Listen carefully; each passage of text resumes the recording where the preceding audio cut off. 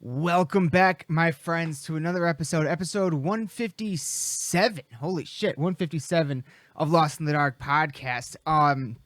Tonight is it's a big one. It's a good one. But first, I'm gonna start doing these some of the more of these like intros and stuff. Cause especially for the rest of this month, whenever we have guests on and everything. But specifically because this month there is something I'd really like to promote as much as possible. And that is an evening with the Convalescents at the Muamee Theater, Maumee. Hopefully I'm spelling that right. October 30th at 6:30 p.m. In St. Muamee, Ohio. Tickets are only $10, and it's a documentary. They're showing the documentary, making of Monument of Misery. They're showing music videos, live concert screenings. Of course, they will all be in attendance. The Convalescents themselves. And they'll have merch, and it sounds like a really fucking awesome event. And if we can make it down there, we're definitely going to. But I hear tickets are going fast, so be sure to check that out and check out all things Convalescents. I think it's really awesome that they're able to put this event on. Yeah, and I really hope it goes really well for them. And I hope to be there. Hopefully, I'll be able to make it down. But in any case, yeah, I'll definitely check that out, though. Be sure to check out that and all things Convalescents. But into the episode, we recorded this episode last week, and we talk about a lot of stuff. We talk about the new Devil Driver album. We had a lot of news over the last couple of weeks from Iron Maiden, AC/DC, Megadeth. But the biggest piece of news by far, we recorded this episode the day after Eddie Van Halen passed away. And so we do take some time to talk about that. And then at the end, we get into some paranormal stuff. We get into some fun paranormal stuff, and we kind of introduce what we got rolling out for the rest of the month, and what we're gonna try to do with it all. And it should be a lot of fun, hopefully. So hopefully you all enjoy, and hopefully you all enjoy this episode. So let's get right into it. Oh fucking shit, man! Welcome back to Lost in the Dark podcast, everybody. We got Burton and Aaron back in the virtual crypt tonight. Holy shit! First of all, gotta do it to him. What? Because what are you doing? Because we gotta move past this. We gotta acknowledge it and move past it. So, well, just let me say.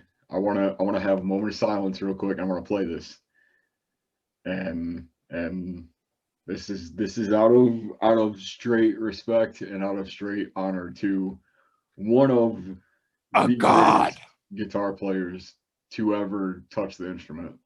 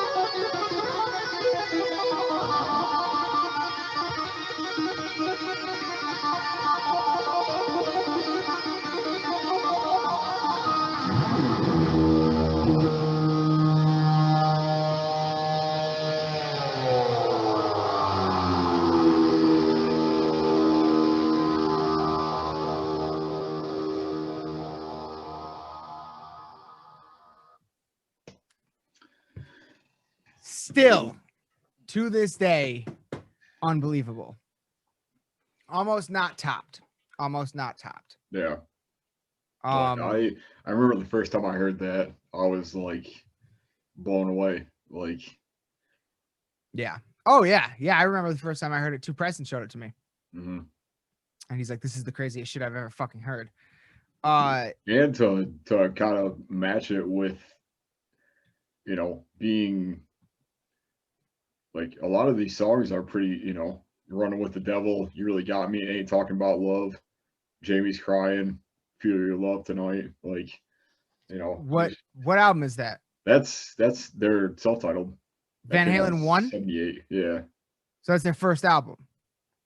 So basically they're like fucking AC/DC and Guns N' Roses, where every single track on their first album is something that's played on rotation on the radio every day. It's a fucking hit.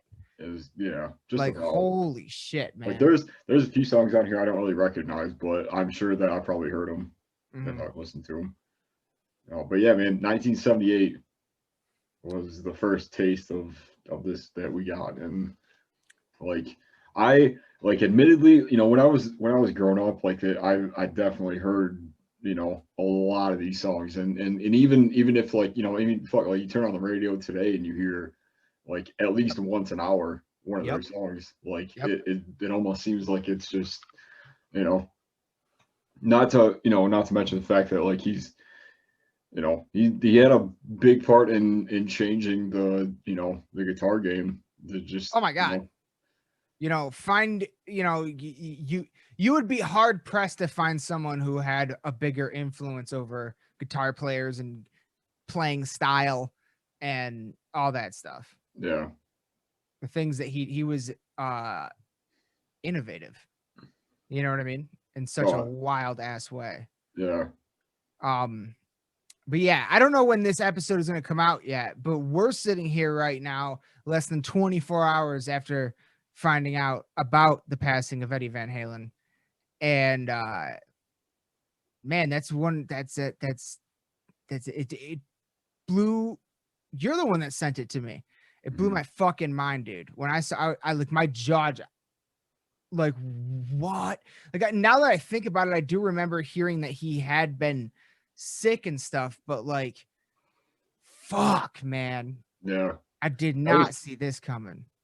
That was something my dad brought up to me when we were talking about it. He's like, well, and I guess he's been kind of battling some real health issues and some, a lot of stuff for a long time. But yeah, just that's one of the biggest losses in the rock and metal community that we've had in a long time. Yeah. So I guess I really just wanted to pay respect to that. I really wanted to kind of start it off on that. It's not easy to start off like this. But... Yeah. and I feel like we had to do this last time too. Yeah. But we kind of always start with the news, and that is the biggest news. So, I just, man, but hang on though, because I got one too. Yeah, that's right. Yeah, you were showing me. Yeah, we're gonna go to screen share right now, and this is actually gonna be a small clip from one of Aaron and I's favorite films ever fucking made, Metal: A Headbanger's Journey. It's a documentary. I can't imagine anybody watching this isn't a metalhead at this point. But if you're not, and we haven't convinced you yet, watch this fucking movie. This movie absolutely floored me the first time I saw it. I've seen it 1,000 times. And this particular scene has always stuck out to me, always been one of the most memorable from the movie to me, because I have always felt this,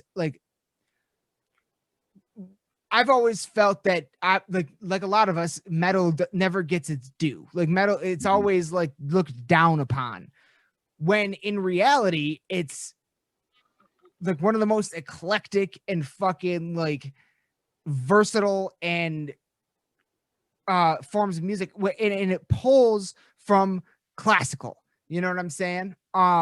Actually, you know what? Let's hold on. This clip, I'm freestyling now. Yeah. I'm going back a little bit. I'm freestyling. This clip, like, I remember specifically watching this for the first time, and this clip actually gave me chills when I saw it the first time. Yeah, dude, as a little kid, fucking metalhead, fucking in your teens, in the middle school, high school, whatever, and I can't remember. I think I was in high school, and you know, I was the only fucking metalhead at my school. I didn't have any other friends that could relate to me on that level. That lived near me.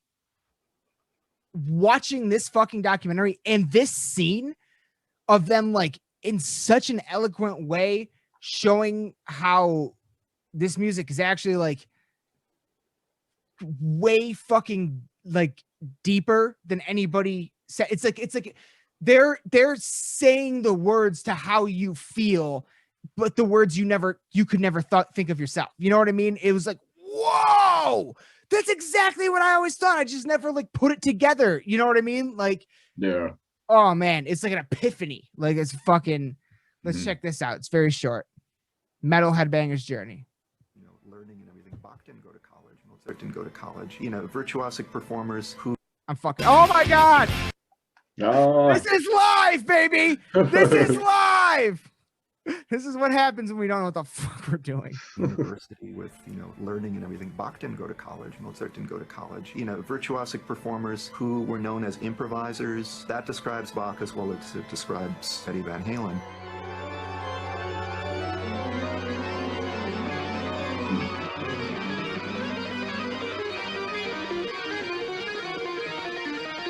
Goosebumps.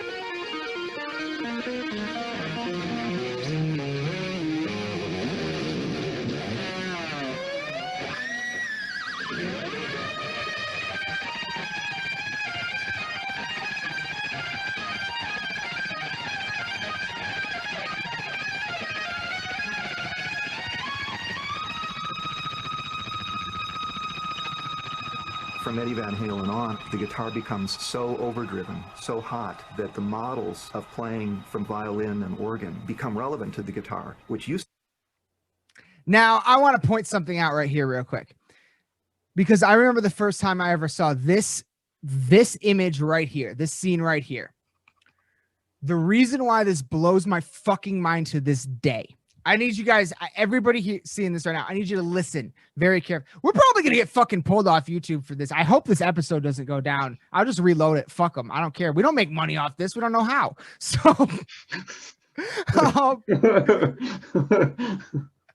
so I don't give a fuck, because I need people to pay attention to this. I'm going to play this again. While you're watching it, I want you to pay attention to this man's right hand. Okay.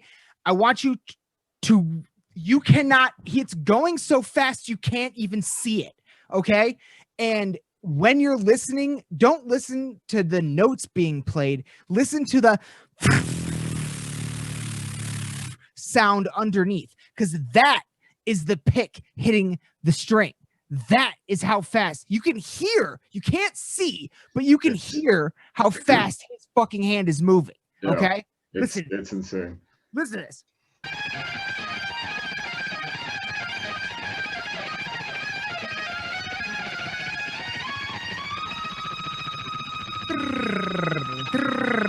From Eddie Van Halen on. It literally sounds like a fucking fighter jet. Yeah. It literally sounds like a fucking fighter jet, dude. It's one to this day. It's a scene. It's something I think about actually on a fairly regular basis. And to this day, it blows my mind. And that's a video you saw. Like, that's not from that long ago, maybe 15-ish years, maybe somewhere in there. Cause that movie came out, I believe, in 06, 7, 8, somewhere in there. Yeah. 5? I don't know. No, not 5. I feel like it was like at least 2007. Okay. It would have been just after Ashes of the Weight came out. So Well, that like came out in 2007. 6, yeah. 5, Yeah. 6, yeah. I mean, Yeah. You can't talk about guitar. You can't talk about specifically rock guitar without mentioning Eddie Van Halen. Like, No. it's it's the same way that you can't mention like rock music without like Motorhead or without like Dio. You know what I mean? Black Sabbath is Ozzy. Black Sabbath without Dio. Or without Ozzy. Yeah. It's and is He's yet in another that echelon. He's in that echelon without question. He's a god. He's a god. Pioneers, man. Yeah. Pioneer, innovator, game changer. The world was never the same after him. And yeah. I hate starting episodes off like this, but I feel like at this point, like what we need to do, you and I, this kind of hit us both harder than we expected, and we've been talking about it for the last since it happened, and it's something we need to get out. But obviously, the rest of the episode will be a lot more upbeat, but we need to we're a metal podcast, and we need to pay a tribute to a fallen metal god who tonight is dining with Odin. So here is everybody raise a glass to Eddie fucking Van Halen. Rest in power, you God. Man. Never got to see him live. Yeah, me either. Never got to see him. Wish I would have. I don't know if I ever had the chance though, either. I don't know if they ever came. I know they came once when I was in high school, actually. I do know that because I had a friend that went because he Van Halen was his favorite band. Yeah. Were you more like partial to like David Lee Roth or Sammy Hagar as far as that band? I like, as far as Van Halen, David Lee Roth all day. Yeah, that's what I thought too. Having said that, Sammy Hagar was one of the first concerts I ever went to in my life. As a matter of fact, it was the first concert at Pine Knob. Damn. That I ever went to. Okay. Sammy Hagar and the Cabo Wabos.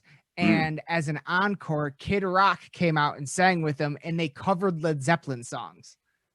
Wow. It was fucking crazy. That's insane. Like, what? Like, this is insane. It was the first time Preston and I were ever at DTE together. Wow. And it was a great, it was awesome. It was awesome. We were like, we had more fun like exploring the place and walking around than watching the show, but we had a blast. I always remember that. And that is literally like it's either the first or second ticket in my ticket booklet. I still have that ticket. Oh yeah. But yeah, I kind of like Sammy Hagar solo more. I Can't Drive 55, Yeah. Than in Van Halen. But yeah, no, I'm definitely more David Lee Roth Van Halen era. There's something about that style, like that sound. Yeah. There's like there's so many, like during that era of it, they put out so many just iconic sounds. Yeah. Just like iconic songs and stuff. And like whenever I think of this band, I think of them with more so with David Lee Roth than with Hagar. But that's not to say that like either of them are bad. I just kind of prefer, like, it's very much like the AC/DC thing. Like I've always been more of a fan of Bon Scott than I have of. See, that's the thing though. Like I'm a weird one in that camp because I to this day, like, I guess I don't know. I'd have to double check. But I feel like I probably, like, every single album Bon Scott's on, I loved. I don't love every album Brian Johnson's on, but having said that, Brian he was Johnson, on Back in Black. Yeah, exactly. Brian Johnson has sang some of my all-time favorite songs ever. Yeah, it's undeniable, and it's not. It's even sometimes it's even after Back in Black. Which is a wonderful segue, Aaron, into some news that we have. AC/DC's back, baby! Yeah. Fucking reunion! Malcolm Young's kid is playing bass, but there will be some Malcolm Young bass on the next album, which I believe will be released November 17th, I think. Maybe double check that for me. It's called Power Up. I believe. First single was released last night. Aaron and I jammed to it while we were making some Dark Reflections episode coming soon. And it's called Shot in the Dark. Shout out to Ozzy. And, you know, Lost in the Dark. And, Anyway, just saying. Yeah, man, I fucking love Brian Johnson's back. I love the first single. It absolutely hit the spot last night. And I, as a fan, a hardcore fan, AC/DC was one of my first bands, and I have loved them for so long. And I will never forget the day that I bought my copy of Back in Black, which I still own. The same exact copy. I know what CD store it came from. Yeah, that long ago. And you know, my cousin and I, Preston and I, used to like air guitar entire AC/DC concerts with each other. Like we both like, dude. Here's one for you. I don't know if I ever told you this. I wonder if Preston has video of it. He might. But the last time I got fucking wasted at a bar before COVID and everything, I swear to fucking God, I Angus Young chicken walked across the dance floor. Perfectly. I will say perfectly. Perfect execution. I will say that. But that happened. So we used to fucking learn how to do the fucking, the fuck. Little, yeah. You know what I mean? Like that shit, dude. I am such like, and then the whole thing about him wearing like the school uniform, how it was like a protest to not wanting to wear stupid fucking school uniform, dude. Yeah. Like everything about them as a young me, I was like, this is the greatest band ever. Like for a long time, they were my favorite band of all time. Yeah. For a long time. I remember when I was little, my mom used to always play because she had the live DVD with them. She used to play it like nonstop, just about. Well, was it with Bon Scott? I'm not sure. It was. Let me see when it came out. I was gonna say I know it came out 92, so I don't know. It looks like so that must have been just after the Back in Black came out. No, Back in Black came out in 80. Okay, yeah. Well, it was. I mean, like, Brian Johnson's still on it, but they do. I mean, Thunderstruck, Shoot to Thrill, Back in Black, The Jack, Money Talks, Hell's Bells, Dirty Deeds, Hell's fucking bells, TNT, yeah. So like that was kind of my first, and like before I even knew like that there was another singer, before I could even tell the difference, it was like like I was like familiar with these songs for whatever reason, and like that was so because they're hits, man. They're hits. They're some of the there's a goddamn reason why AC/DC is considered one of the greatest bands of all time. It's because they fucking are. They make hits. And I think the new album is going to be a banger. It's Angus Young was quoted saying it's a tribute to Malcolm. And Malcolm was a founding member. And I think it's awesome that some of his riffs I think will still be used on, like unused previous riffs will be used on the album, and then his son is picking up the rest of the slack, which I think is beautiful. Yeah. Brian Johnson's back. I don't know how he fixed his hearing, but he fixed his hearing. Yeah, pretty badass. I saw an article about it earlier, but I forgot to read it. Yeah. But yeah, I just can't be more excited. I was the only time I was fortunate enough to see AC/DC once. For those longtime viewers of the podcast, you can go back and watch some of those old episodes of Dark Reflections and my trailer reactions and shit. You might be able to spot the AC/DC tour shirt on the wall somewhere. And you'll be able to see it in the future. We got some fun things coming. But new crypt coming up. But I saw them on the Black Ice tour. It was the Black Ice tour at the Palace of Auburn Hills, which doesn't even exist anymore. It's where the Detroit fucking Pistons, the bad boys, used to play. And you know, I saw AC/DC there one time on the Black Ice tour, and it absolutely fucking floored me because even at the age of like 50 or 60 something years old, Angus Young still got down on the fucking ground and soloed while he was spinning around on the fucking ground. It was one of the loudest and most unbelievable concerts I've ever seen. It was absolutely incredible. I really liked the Black Ice album. And I think I'm going to like this one too. And I looked it up, I think last night. That shit came out in like 2008. Yeah. 12 fucking years ago? Yeah. I was surprised because I definitely remember when it came out, but I didn't think that it was like, God. Like longer than 10 years ago. Like, it's insane. It's insane to me. I'm gonna step away for a second. All right. You good? All right. Yeah, I'm good. Yeah. I didn't expect to, but here we are. So fucking insane though. Like just one of my all-time favorite bands. They haven't released music in so long, and now they're coming back. Reunion, because Brian Johnson was out for a minute, even though they never really got anybody to replace him or obviously released anything with anybody else. You know what I mean? So it is a reunion, but it almost like kind of just not really, sort of. I don't know. But yeah, like I can't be more excited for it. It was a surprise. I knew that they were working on something. I knew that they had been working on something for a while because I've been following some stories, but I didn't expect the announcement to be new album in like a month. Like it's done and we're dropping it in a month. I did not expect that at all, especially a full length album, not just like a live album or something. So unbelievably excited. Could not be more excited. Just some, things to be excited about in 2020 are few and far between. So as soon as there's a new one, I'm all over it.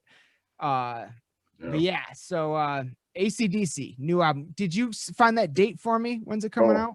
November. Let me see. I want to say like November 18th. Yeah, I thought maybe 17th. So yeah, I feel like something like that. To be released November 13th. Oh, okay. Power Up marks the return of vocalist Brian Johnson, drummer Phil Rudd, and bassist Cliff Williams, all of whom left AC/DC before or after the touring cycle of their previous album. Oh, wait. I thought Malcolm Young's kid was on bass. This will be the first, or the band's first album since the death of the original rhythm guitarist in 2017, and a tribute to him according to his to his brother. Maybe his kid just guests on it. I could have sworn I read something about Malcolm's kid being involved. I don't know. Maybe I was wrong about that. Not sure. I'm not really seeing anything about that. That's possible though. I remembered that they had a drummer coming back. I forgot that it was Phil Rudd. That's even more exciting.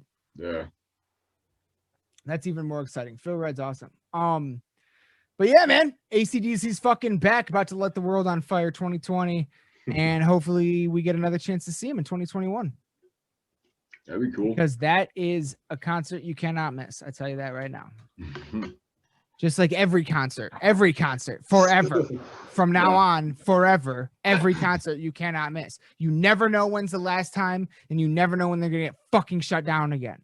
So fuck that. All right though. We do have some other news. I do want to give a gigantic shout out to something else I'm very excited about. Friends of the podcast, our buddies out there in California, A Suffocating Lie. If you follow them on social media, you may have noticed that they posted something saying they just finished vocals for the next album. They just finished the vocals. So we have a new A Suffocating Lie album on the horizon, which makes me unbelievably excited. We hope, huge shout out to them. We hope to have them back on very, very soon. That's an episode that I will actually go back and watch because I had so much fun. That it was a blast. So I did want to give that. I saw that, and I did want to mention that, give them a shout out because I'm very excited for that. Yeah. Shout out to a Suffocating Lie. What was the name of the song they put out? I saw it earlier. So, What do you mean? Recently? or whichever one you posted about. I'm not Oh sure. yeah. A Filthy Infection or something like that. Is that a newer song, or is that one that they've had? Well, I mean, I off the top of my head, I can't remember exactly how new it is right now. But hang on, maybe I have it right here, or maybe I don't. But yeah, no, that's I don't know, that's just the fucking track I threw on earlier, honestly. And yeah, it's a banger. It's a fucking banger, dude.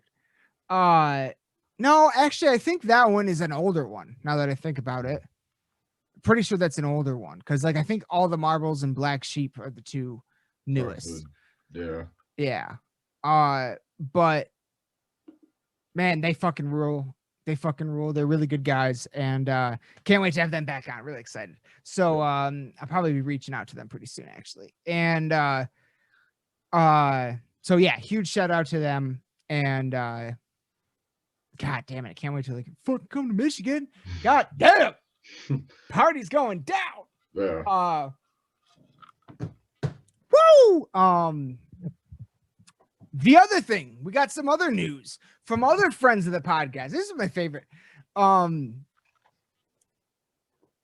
one who we are not worthy, Mr.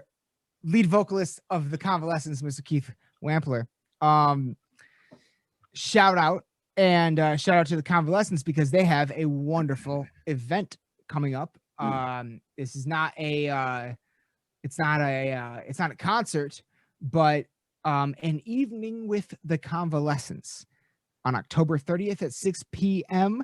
at the, I hope I pronounced this right, Maumee, Maumee Indoor Theater, 601 Conant Street, Maumee, Ohio. And they're going to show their the Convalescence, the making of the Monument of Misery album, which is available on Amazon Prime for everyone who cannot make it to Ohio for this event and who hasn't seen it yet. And they will also be playing some of their music videos and a live concert screening at this event, at this theater. They will, of course, be in attendance. There will be merch, and it sounds like a really great event. You know, they're gonna have all the safety guidelines and everything in place, and it sounds like it's only $10 fucking. So it sounds like a really wonderful event. If we can make it down, we will. I'm not sure yet. That far out at least, but I did see that tickets are going fast. So if you're someone who's interested and wants to go, I recommend getting a ticket soon. So yeah, I just wanted to promote. I'm going actually every single thing that we do from here until October 30th. I'll be promoting that. So I did want to promote that a little bit. An evening with the Convalescence. Be sure to check out Convalescence on all social media, Bandcamp, everything, YouTube, and Facebook and Instagram, especially for information about this event. And again, an evening with the Convalescence. It's gonna be a live stream, making of DVD, and some music videos. They're gonna be there. It's gonna be fucking awesome. Yeah. So if you haven't heard Monument of Misery or just are like seriously, like it's why super sick. Yeah, first of all, why haven't you heard this? How many fucking episodes have I spent? It was on our album of the year list. Yeah, like, from last year, which is almost a year old now. Like, it's a fucking. I still listen to it almost daily. Like, yeah. It's a bone crusher. It's one of. I fucking love that album so much, dude. I love it so much. Yeah, if you haven't heard Monument of Misery yet, you're about to. You know what? Then I'm not going to say anything mean. What I'm going to say is you're about to fall in love. You're about to be so much happier than you were before you knew about this album. Okay? So check it the fuck out. Very true. I'm not gonna talk shit. Why would I take? You know, it took me, you know, years to get to stuff. So why would I be mad at anybody else? So you know, everybody goes at their own pace. And if you have never heard the album Monument of Misery, listen to it right the fuck now. Turn this off and listen to that. God. Put that to 11, listen to it all, come back, and yes, good. we will continue on. But yeah, Convalescence, Monument of Misery, An Evening with the Convalescents. Check it all out. Social media, Bandcamp. I think they got a big cartel, merch, hard copies, support, all of it. 100%. This is an amazing band, and they are one of the hardest working bands in the fucking industry right now, and I absolutely adore them. They put on one of the best live shows, like regularly touring right now. It's insane. It's on another level. It's unbelievable, and it's inspirational, quite frankly. For sure. But yeah, so shout out to Keith, shout out to the Convalescents. Check their stuff out. Next up, I don't want to do a whole thing. Because we're going to do a Dark Reflections. But I do want to mention the fact that, wait, what day is it right now? Is it Wednesday? Yeah. So you are asking the wrong person that question. I don't know what fucking day it is. I believe it is Wednesday though. Yeah. Wednesday, so Thursday. So 6 days ago, we had a new Devil Driver album, and anybody who listens to this show knows Devil Driver is one of my top bands of all time. And we got this new album, Dealing with Demons. Again, we got a Dark Reflections coming on it, but I just kind of wanted to, you know, it came out, so I wanted to give it a mention. And I've been enjoying it, especially today. I was actually gonna ask you, like with given the time and given, like, you know, just the you know, the chance to kind of sit with it and stuff, like, has your opinions on it changed at all, or like, have you? I mean, I guess we'll kind of get into that on the whole of, you know, yes. View of oh it, yes. But yeah. Oh yes, we will. But today they started to, and I started to go, oh, okay. I just needed to get used to this for a minute. Like, I literally had that thought earlier today. Yeah. And it's not that I thought I started out thinking it was bad in any way. It's not that. It was just we'll get into exactly what it is. But today I started being like, oh, okay. But then again, maybe that's because I was listening to it mostly in the car, loud, which I haven't done top to bottom yet. Yeah. So that's part of my process. And so yeah, I think yeah. Because I heard it the first night, or like I guess like the night that it came out, I started on like a lot of the songs that I hadn't heard, and then and then I kind of worked into, like, you know, some of the more like familiar stuff. But I find, like, and I only asked this because I haven't really given it like a second listen through since then. But like I always find that, like, if I enjoy something as much as I think I do, and then like I kind of give it a little bit of room, and I kind of like kind of back off from it, and then like pick it back up again, I find that like I enjoy it so much more. And for whatever reason, it's really weird. But like there's a lot of songs on this that I feel like could like potentially turn into like staples of this band. And realistically, I feel like you know, the double album approach to things is really interesting to me, because like oftentimes the first half doesn't come out the same time as the second, so you still get a little bit of time. So like I kind of look at this in a little bit of like two parts. Like I'm trying to look at this as one piece of music and one, like, you know, one idea, but I'm also like, you know, understanding that there is a second half. Like there is a second like part of this that is like could potentially be completely different than what was on the first half. So but regardless of that, like I definitely feel like the second half of this record is is some of the best written songs that this band has ever made. Honestly, like I mean, set aside like the the obvious singles and the obvious like staples of this band. I really feel like a lot of the songs that are on it could really turn into like songs that are just like fan favorites to me. So that's really cool. So I'm definitely excited to hear the approach to the second half, but I'm also like trying to figure out like because it's it's a lot of I wouldn't say it's so much like a reform of this band. I would say it's more of like a defined kind of like um like like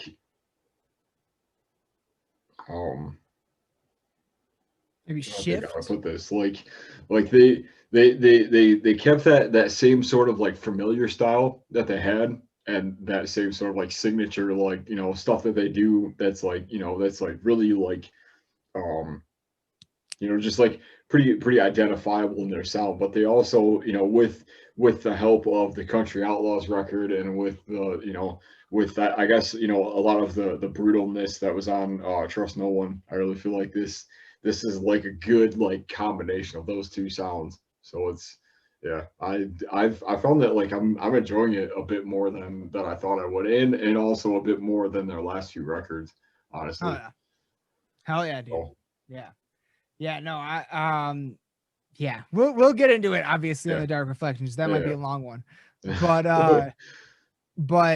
yeah, there's and that's something that's another thing too actually that I want to because like you and I are kind of the same way with that. Like there is no fucking way on earth I could ever listen to an album once and then feel confident in any sort of opinion that I have about it Mhm. to talk about it. Yeah, There's no way. I have to like listen to it a fuck ton and then let it sit for a minute and then come back to it. yeah. And that's when I feel like I really get to know the album. How many times have you been listening through to something specifically this year? Like there's definitely points that I could call to for this, but like like how many times have you been listening to something and like you'd come across a song on one of these records that you just like just hit you weird and you were like, I don't like that. I don't care for that song. I don't and then like you kind of skip past it and then like a little bit later you come back to it and you're like I don't understand really why I felt the way I did about it.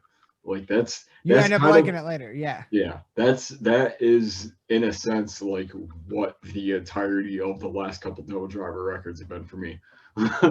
like like there's been things that I have absolutely loved about their sound and their style and stuff, but there for whatever reason like I find so much more that I'm into it way further than I would have been if I would have just gone off that initial reaction, because there's a lot of stuff that I wouldn't gone back to, or that yeah, that I wouldn't have gone back to, and like definitely like found songs that like before were like kind of like hit or miss or whatever for me, but then like revisiting them and stuff, it kind of seemed like kind of like recognizing like a lot of like the familiar elements of the band and stuff. Like it's still very much a Devil Driver record to me. Like Oh yeah. it still sounds like their style, like what I'm used to. But because of the chances that they've taken on the last few, I really feel like they're kind of onto something different, which is really exciting to me. I agree. Yes, I So definitely agree with that. Yeah. yeah, It is very different. yeah, yeah, yeah.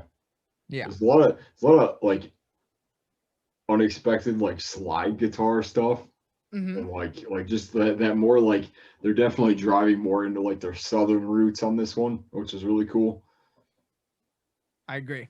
Yeah. So yeah, we'll get into all that. I Yeah, feel we'll like I address all that. No. Yeah, yeah, that was good. That was good. That was good. But yeah, we will address all that on an upcoming Dark Reflections. We got 2 coming before that, but we will I don't know. We'll definitely probably record that like next week or something. yeah. Definitely do not sleep on Dealing with Demons. Do If not. you're a Do fan, if not. you're a fan in any context of Devil Driver, like and get a fucking hard copy. Yeah. I'm not gonna show it to you, so you have to buy it. But the artwork is in my opinion, the best artwork Devil Driver has ever had. This is the most gorgeous fucking CD artwork, booklet, everything that, in my opinion, that they have ever done. I am in love with the artwork on this. Yeah. I agree. Moving on.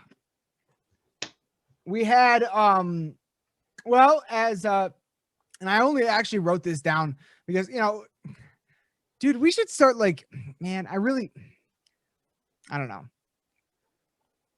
I just, part of me feels like we should record the shit that we do before we start the episode, just to give people an insight to what really goes on here. Because we can't let out the whole secret sauce, man. Yeah, I guess that's true. I guess that's true. There is, think about it. There's full things that we've recorded that just straight up are just, they will never see the light of day. That's just for us. Yeah. Maybe if we were to ever have enough of a following to actually have a Patreon or something, then maybe I would put it on there. But that's about it. But before we started, you played Symphony of Destruction. So that made me remember, oh yeah, Megadeth's recording a new album right now. So that's news that we haven't talked about yet. They do have a new album coming. And Dave Mustaine said these are some of the meanest, or no, might not have been Dave, but somebody said these are the meanest, sickest, some of the sickest riffs ever. It's very guitar oriented. I know Dave did say that. And this is also Dave coming off of battling cancer. So yeah, this might be one of the wildest, fucking hardest Megadeth albums we've had in a while. But that's kind of that people have known they've been recording for a while. The bigger news this week was Iron Maiden said that Bruce Dickinson made a post, and he said that they're working on something. And they have a live album coming out in November. Hell yeah. And they're back in the studio. So, and I don't know if you saw Bruce Dickinson's video, but he has long hair. Oh, really? Yeah. And I can't tell you how fucking happy that made me. Yeah. And it kind of I don't know, man. I'm just such a super fan. It makes me go, ooh, he's got long hair again. Maybe they'll get Derek Riggs to draw the cover, and maybe they'll fucking do some fucking gallopy shit again or something. Maybe they'll do an album where there's at least a few songs that aren't 10 minutes long. Give me just a banger. Yeah. You know what I mean? But that's just my super fan head running wild, obviously. But yeah. I don't know. That when he was like, hey, we're working on a little something in that video, I was like, oh shit, Iron Maiden's coming back. Especially because they have, Book of Souls was their last record, wasn't it? Yeah, that was a while ago now. Yeah. Oh shit, am I blurry? A little bit. A little bit. Let's see. That should work. Yeah, Book of Souls was a while ago now. Yeah. And that was the last tour I saw them on too. Wait, did we see that together? Yeah. That was the first time I saw them. At the Palace of Auburn Hill. Yeah. I was trying to remember, which is also extinct. That's what I said earlier. That's the first place I saw AC/DC. It's no longer exists. Yeah. And it's all funny enough. That's the first place I ever saw Iron Maiden. It's also the first place you ever saw Slipknot. That was my first big show. It was them, Trivium, and Coheed Cambria for the All Hope Is Gone tour. And honestly, it was the last tour that they ever did as the full original lineup. which I still hold very close to the chest. Oh my god, dude, yeah. Yeah. Yeah. But yeah. I was fuck, man. Like I was just excited to be able to see Maiden like there and like on that kind of scale. That I Because don't I had was it the fucking Book of Souls tour though? I don't know if it was that because they don't know if didn't it play a lot of songs off of that. I remember they played a Yeah. lot of like the hits and stuff. Yeah, I feel like it was like it wasn't Legacy of the Beast. It was before Legacy of the Beast. No. Oh wait, nope. It was the Book of Souls tour because the T-shirt is the Book of Souls cover, not the cover, but it's like a Book of Souls image. Yeah. It was the Book of Souls tour. Yeah, that is the last time I we saw guess. Iron Maiden. Yeah. It's because Legacy of the Beast didn't come to Michigan. Yeah. Yeah. God damn it! I wanted to And see even- that shit so bad. Yeah. So Even still, fucking bad. they played like every song that like I left there feeling like I saw like the best show that they could have possibly made. Like they played all the songs I wanted them to the entire time. Like I could see the whole stage. Like I was kind of like I remember like We were up. We were in the balcony. we were definitely up there, but it was also like it was like kind of like almost like center, like kind of, I guess, like I don't know what I'm rambling on about, but like, One of the most amazing shows you've ever seen. you could see all of like the stage stuff. You could see the big Eddie. You could see the, like that was probably my favorite part. It's just like sitting back. The Mummy one. Yeah.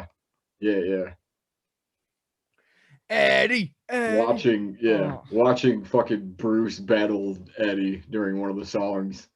I don't remember which one it was, but he was in that like, the old like battle garb or whatever. And, Oh yeah. It was probably the song Iron Maiden. Yeah, it was. It was Might the have song been. Iron Maiden. Yeah. Yeah. It was God, dude. Such a great fucking show. Yeah. I miss shows so much. But all right. Well, honestly, that's kind of the last bit of news. I don't know how long we've been going because Zoom doesn't have a ticker. I don't, so I have no idea. I feel like we can go in about an hour.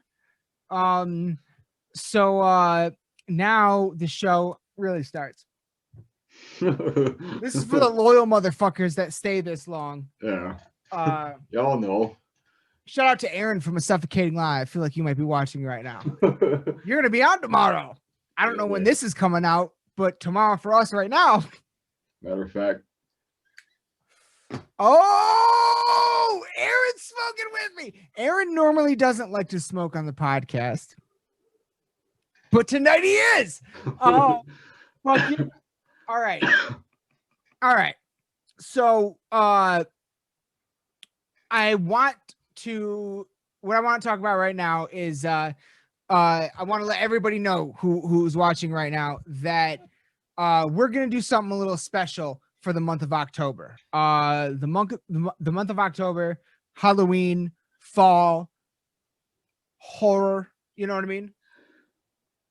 And horror and metal they go hand in hand. They're synonymous in a lot of ways. As a matter of fact, I met many people, including myself, and this is no question. This is up for debate. This is just my opinion. Black Sabbath was the first metal band, and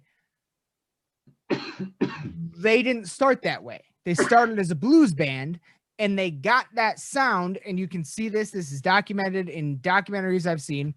Tony Iommi and Ozzy, like their like practice space or something was like across the street from a movie theater, or close to a movie theater in England, and they noticed that every time they were showing a horror movie, they had lines around the fucking block, but everything else didn't really get that much attention. So they were like, let's just try to scare people with music. And hence the first Black Sabbath record was born.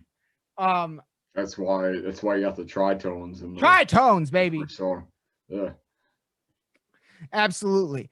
So these are things that have always gone hand in hand, and we've kind of done special stuff on for Halloween itself.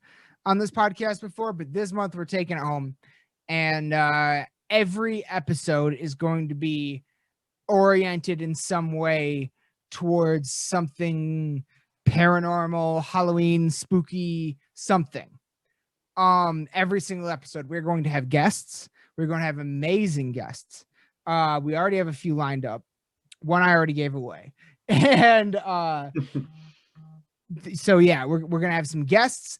We're gonna be talking paranormal. We're gonna be talking horror movies. We're gonna be talking horror and metal. We're gonna be talking aliens, fucking Bigfoot, Dogman, ghosts. We're gonna be talking everything, serial killers, everything. And then we're gonna have a big fucking Halloween special. Somehow we don't really somehow. Yeah, I don't. We're gonna do man. something. We're gonna do something. But Because like the fact that like look, here's the thing. Like I've been seeing a lot of posts about like people say like, oh, like Halloween's canceled, like, oh, like it's like no, it's still October, it's still spook month. Like we gotta do something. So I mean, I'm fucking 30 years old. I don't trick or treat. yeah. I don't really give a fuck if yeah. I don't really give a fuck if trick or treating is canceled. Yeah. Like, that's not how I celebrate Halloween. Yeah. So, and I don't have kids. So Right. yeah. But yeah. So no. Halloween is not canceled on Lost in the Dark podcast. That's for goddamn sure. How do you cancel that? Like, man, like I remember like I mean, maybe we can't do what we want to do, but yeah. you know. Even when I was a kid, man, like this was the time of year where like, you know, you like it was just like special to me. Like it just for whatever reason, like, you know, like there was something about it. Like it was like, you know, like the weather changing and like the, you know, just all that kind of stuff. Like, you know, the weather changing is the part I always hated because I love the summer weather. Yeah. But that's my favorite. But yeah. There is something about like fall time to me that like signifies like the halfway point in the year, I guess, if that makes sense. Like I will say that this year I have kind of looked forward to the fall more than almost any other year in my life. And I don't know why. I don't know why, because I'm still mad that it's not 80 degrees outside. But yeah. But at the same time, I am kind of enjoying it, even though I can't do the things I normally do in the fall that help me enjoy the fall. Like go to the fucking cider mill and go to a haunted house and stuff like that. However, we're gonna make up for it right here, with the episodes that we're gonna do, with the guests we're gonna have, with the topics we're gonna talk about. It's gonna be an outrageously fun time, and I'm really looking forward to it. And now we're on camera, so we absolutely are going to be in costume on the Halloween episode. Man, I still gotta figure out what I'm gonna do, because like I think I know what yours is gonna be. I don't want you to. I already told you what it's gonna be. Yeah. But I don't. But here I know I have a question for you though. Actually, I have a question. Okay. What favorite Halloween costume you ever were in? Like what's when you go back through your Halloweens, it's like what year were you like that was the shit? Or like what was your favorite? Just your favorite or whatever. Did you ever do one more than once? Yeah. I had a couple. There was because I've always been pretty big into like Mortal Kombat, like that kind of series. So one year I went as Scorpion. Like we made the whole costume. The whole thing was like DIY. Like I think I bought a some kind of like hockey mask or something, and like we kind of cut it into that like style, because it's mostly, I mean, anybody that's familiar with the series knows that like it's kind of like just around the face. It's not really like around the head or whatever. So like we made that and then like glued a bunch of this stuff together. So it was, I don't know, that was pretty sick. I went as I went as fucking Benji from Good Charlotte one year.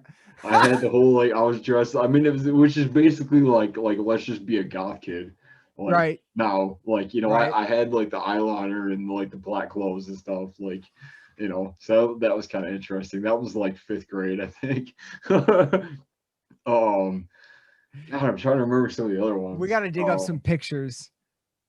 I I want don't. pictures, and then we can post them on Halloween of our old Yeah. us in our old costumes. I don't know. What do you 'Cause I got? got some embarrassing ones. Oh, dude. Yeah. Well, I used to have it was like a full body suit, but it was like a onesie. So it was cut off at the feet and the wrists, like the ankles and the wrists, you know what I mean? But it was all fur, and I used it for a werewolf costume. So that I was a werewolf for a few years, a Spider-Man. But the biggest one for me was when I was like, for those crucial years, is when you're a child and you first realize what Halloween is and you get excited about it and all that. All I ever wanted to be was a vampire. I was a vampire year after year after year.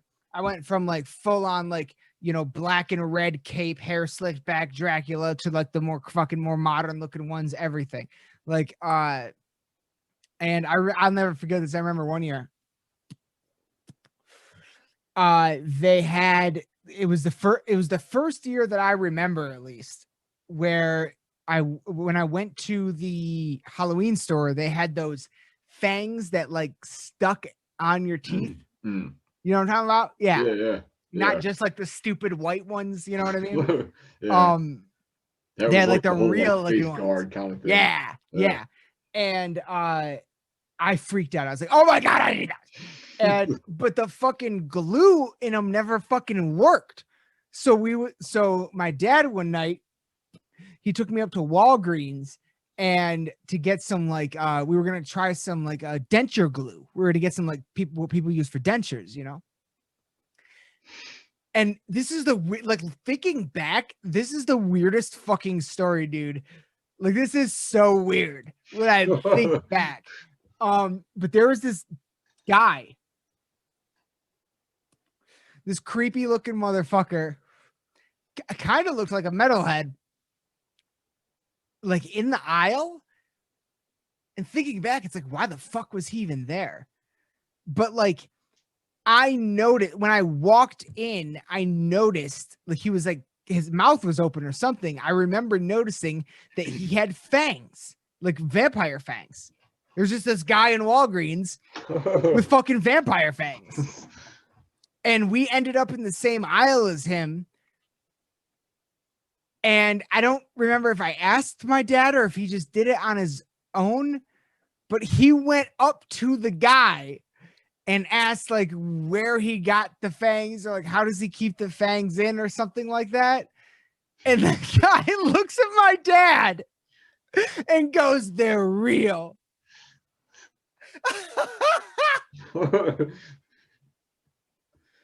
Dude, thinking back, that is one of the weirdest fucking stories. That's What? pretty weird. Yeah. Like, what? Yeah. Why was this creep in Walgreens with vampire fangs? Of all places, like It was fucking wild, dude. wow. Oh my God. I still remember that shit. Yeah. But vampire was my big one. Vampire. And then, but my thing was I always liked being a vampire, but I love masks.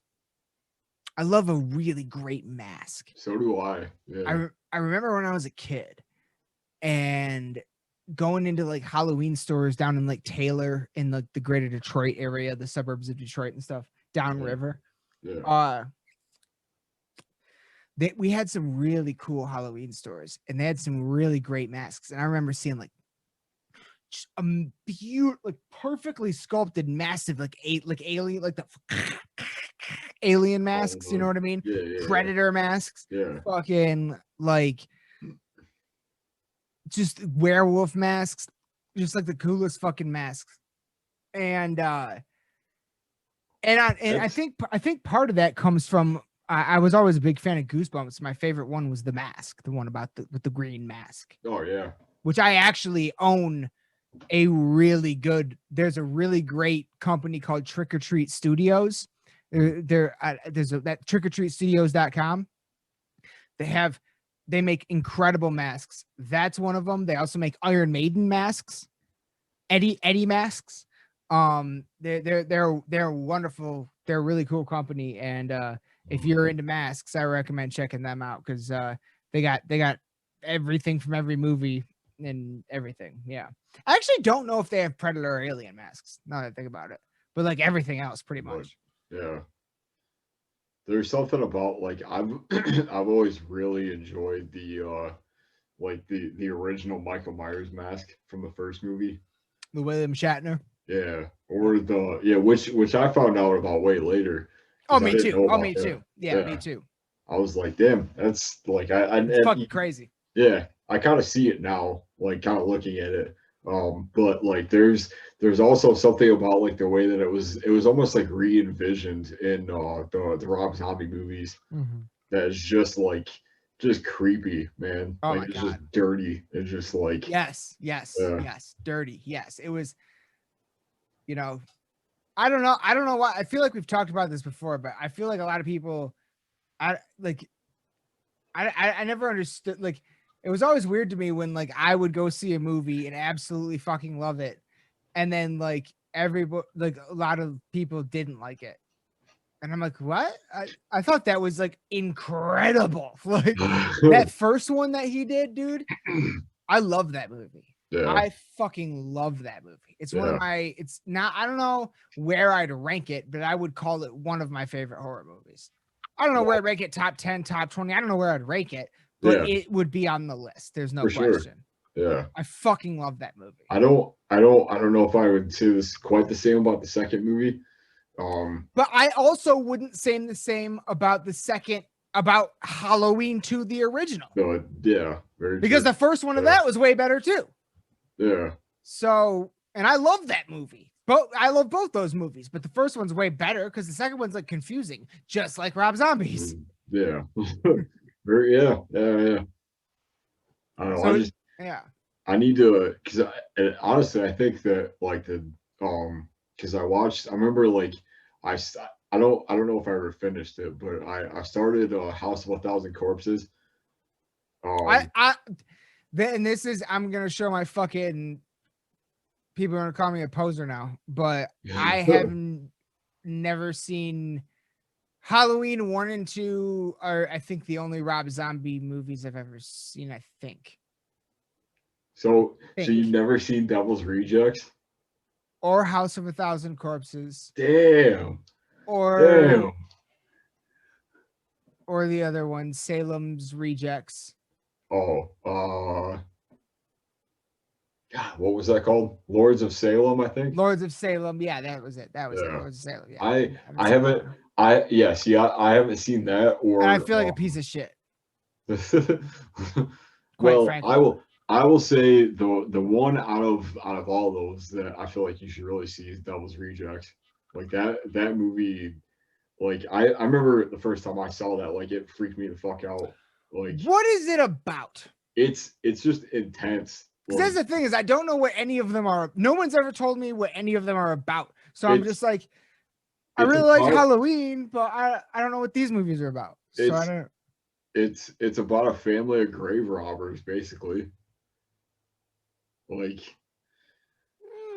I don't really know how to explain the story of it because, like, you don't understand. I don't just. All right. Yeah. Family of grave robbers. Like that's, or I don't, and like to say like family is kind of, but like, that like kind of like close knit kind of group or whatever. Like it's a group of grave robbers basically. See, right there, I had no idea grave robbing was any part of it. You see. At all. And I have been actually thinking about watching them, like with like literally the last like 2 or 3 days. I've been like, I really should watch. Like it's October. I want to watch some horror movies. I really should watch these Rob Zombie movies. Yeah. So everybody loves them. Honestly, I haven't seen 3 from Hell or 31 yet. Yep. Um, 3 from but Hell is the one I was forgetting. Yep. yeah, I will say that of all of these, probably, I'll add I didn't get all the way through House of a Thousand Corpses, but from what I saw, I could definitely see like the connection between like the storylines of the Devil's Rejects and that movie.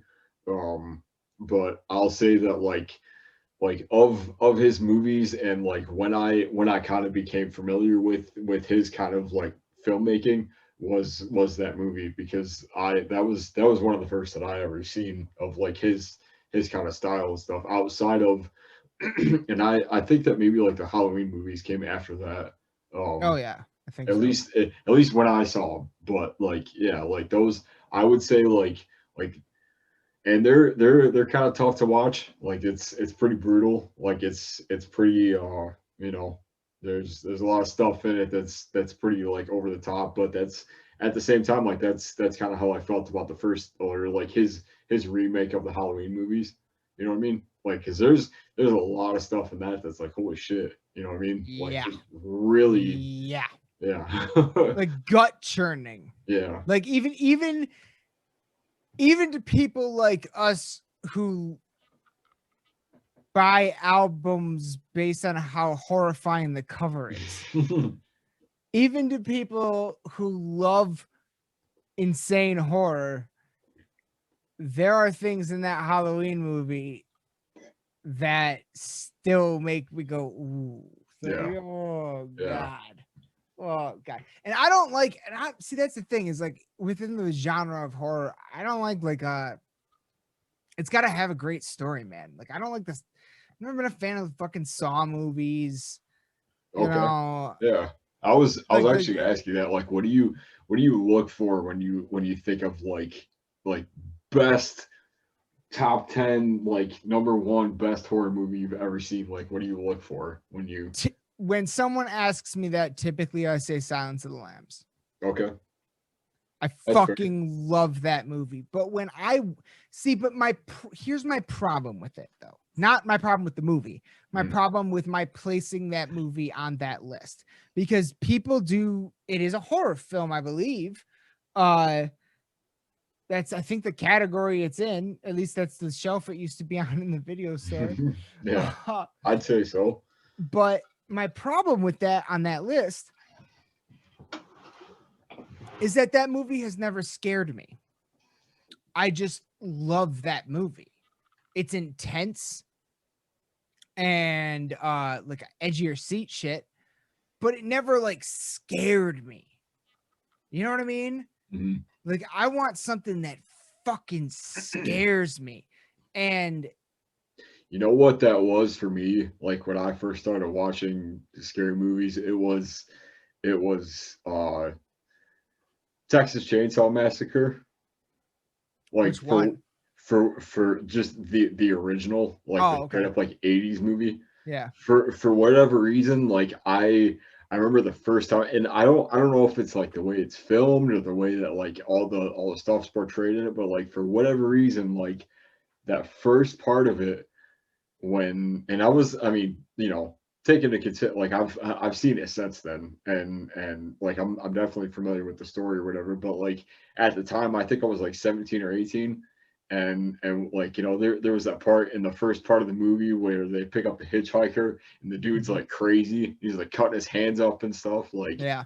like for whatever reason that like really creeped me out, and like I could never get past that, and I know it sounds kind of stupid, but like No. you I know got I just mean, it's mostly just like the atmosphere that builds, and just that feeling around, like and even like knowing what I know about it, like the dead skin mask thing, and there's Ed even there's Gein. even a it kind of like an homage to that in Devil's Rejects in a Hmm, way.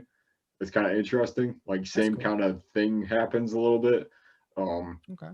but yeah, it's just I think it might have just been the first time that I had been kind of introduced to that idea of like this like butcher, you know what I mean? This like butcher character that just kind of like you know, his sole purpose is to just fuck everybody up, basically. Like, you know what I mean? Like, Yeah. and that kind of like, I could never like wrap my head around that, I guess. Maybe that was kind of what it is. I don't know. I think it's also, I don't know, maybe, I don't know, because when I think of some of my favorite horror movies right now, like none of them ever scared me. But it's almost like you have to see something at like a certain age, because at a certain point in time, then movies just stop scaring you, I guess. Now, when I watch my favorite horror movies, it's like I'm watching one of my favorite metal bands' music videos or something. Like I get that more of that kind of a feeling than a scared feeling. You know what I mean? Yeah. But Well, like you just said, like that Texas Chainsaw Massacre fucked you up. When I have an even dumber one. You said it sounded dumb. I have an even dumber one. Fucking when I was a kid, I saw the movie fucking Twister, and I was shit pissed terrified of fucking tornadoes for like 10 years. Like and because it wasn't tornadoes, it was thunderstorms, because I knew thunderstorms meant tornadoes, even though not every time, but I didn't get that because I was like 4 years old. So yeah, no, Twister fucking terrified me, bro. Like, but I mean, I never, by the time, I think yeah, all the it's kind of an irrational fear, I guess. But like the yeah. other movie that kind of fucked with me was It, the original It movie.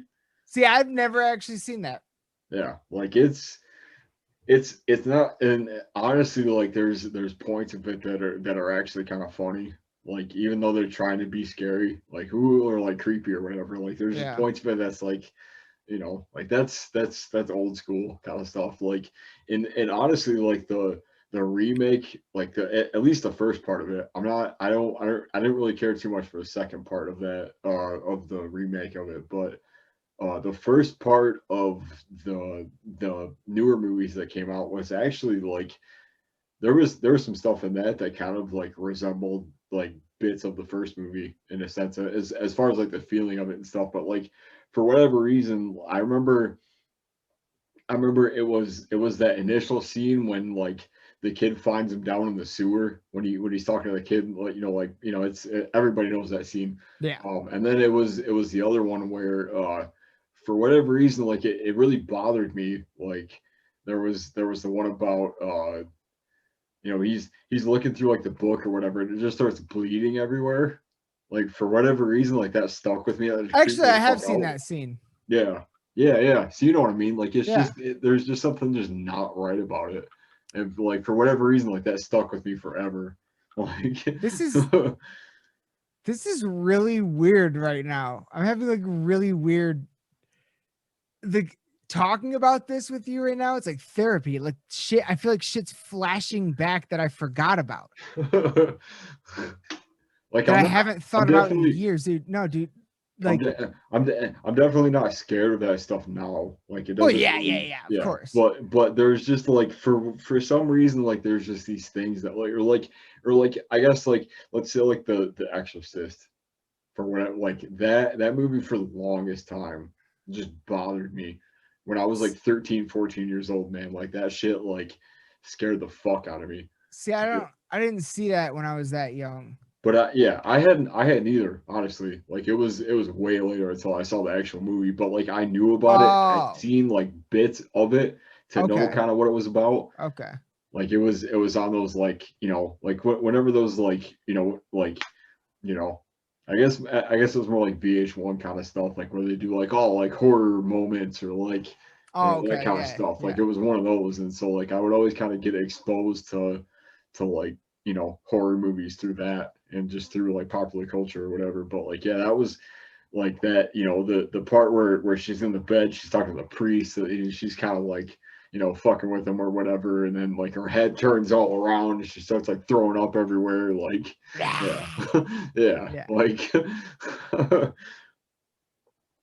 I which to today's standards, like from a horror standpoint, is very like you know like like, oh, like kind of interesting in how they did it. Not so much that it was scary, but the fact that like they were able to do that in that kind of time frame and stuff. Like that's kind of the stuff I think about now. But when I first saw it, I was like, what the fuck? Like, Yeah. it really kind of fucked with me. No, I'm like I said, I'm now remembering movies. I can't remember at what age I saw them, but I'm remembering shit I saw as a kid that really did fucking terrify me besides fucking Twister. I remember I couldn't have been 10. I don't think I even was 10 years old yet. And somehow I ended up watching fucking Poltergeist. Oh shit, shit. Dude, I'll talk about classic, man. that movie fucked me up. Fucked me up. There was shit in that movie. I don't think I've watched it as an adult. Like, I think I need to watch I haven't that. seen it in a long time. I think I need to watch that, like, soon. Like, that shit fucked me up, dude. There was like, I remember like this scene where like there was like a tree. It's something to do with a tree coming in the window with the static on the TV and everything. You want to know what's fucking weird too? Is okay. So Poltergeist fucked me up. Twister fucked me up. I now love thunderstorms and I now go ghost hunting. So the things that once freaked me out, I am now drawn to. I kind of feel like there's something to that, honestly. You get that too? Yeah, a little bit. Like that's kind of why I'm kind of into the sort of stuff that I'm into now, or at least like kind of started to question it a bit more. Like, you know, like there's things that like because of that stuff is like, well, you know, like there's certain like real because for you know I mean, no matter what happens in a lot of the movies and stuff, like it had to have drawn from something. Like there would have had to have been like a real life experience with that and stuff. And I guess like trying to like relate that back to something that's like real life that you can actually like, you know, physically have happen to you is pretty interesting to me. What would you say your favorite horror movie is? Man. And that's another thing. A lot of my list would be monster movies. I love monster movies. See, I'm more partial to like slasher movies, honestly. Like because the first real horror movie I ever saw that like I ever was like super into was Friday the 13th. I don't remember what number it was, but it was The New Blood. That was like the first movie, like the first horror movie I ever really, and it's the one where you find out like the whole tale of like oh he was held underwater and under this like under Crystal Lake or whatever, and like it's his whole story of like coming back and stuff, and like you know I don't know, there's just a lot of stuff that like when I saw that or it was I think like Dawn of the Dead, like one of the first like zombie movies, because it was like for a while and I still kind of am. I'm kind of into that idea of like, you know, zombies or like, you know, that and like it's been like insanely overdone At this now. point. Yeah, at this point, like it's kind of overrated, but like, you know, it was either like zombies or like like that like psychological horror kind of stuff. I'm really into like the stuff that kind of like sticks with you after the movie's over, which is why I'm into you know, like The Shining. um Great movie. what is it?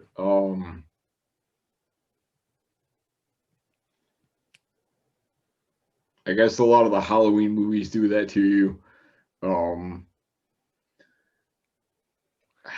I will say one know. thing. I will say one thing about horror is that like now, as opposed to scaring me, I do like it when it like gets me in the gut. Yeah. And that's what that zombie Halloween movie did. That's also with the remake. Yeah. The newest Friday the 13th. Mm-hmm.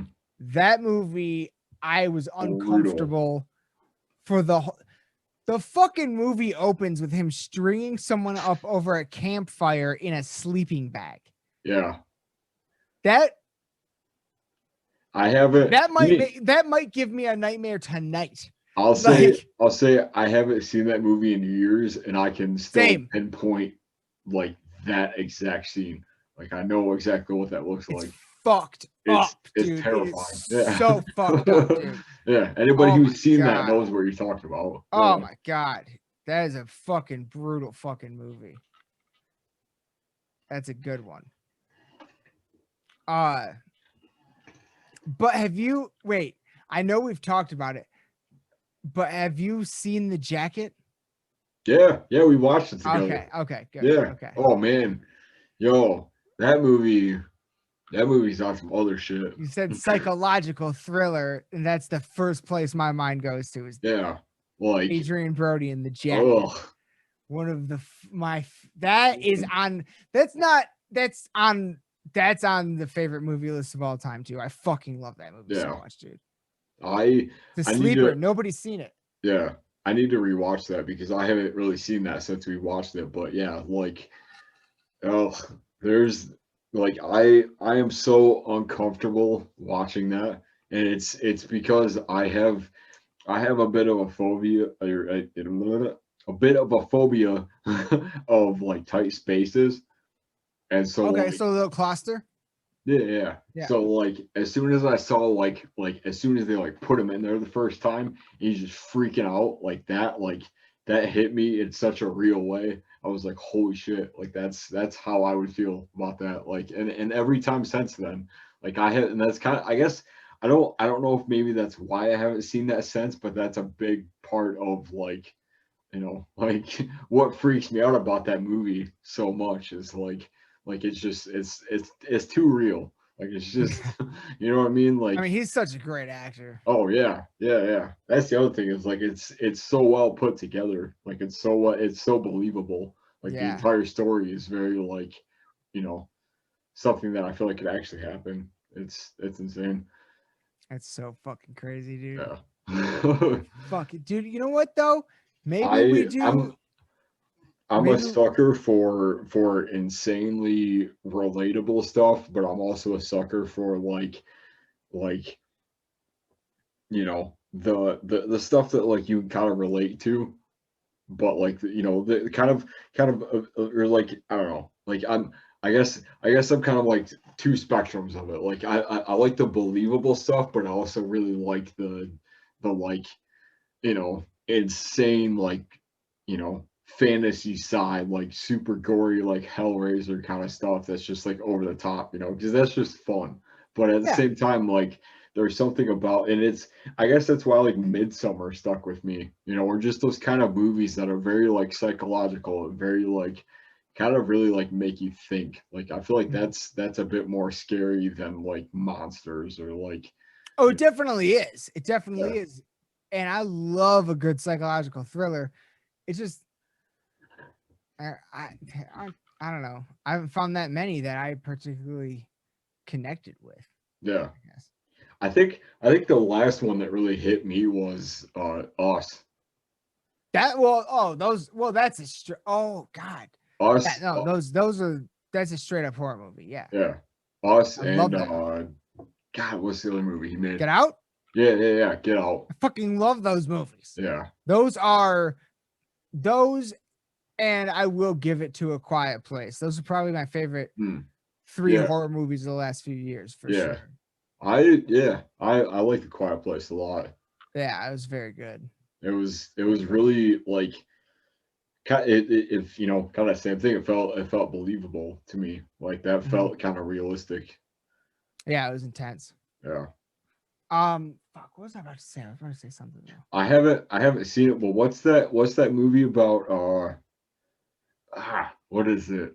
It's got Sandra Bullock and she's like deaf, she's like hard of hearing, and like she's got is it Bird Box?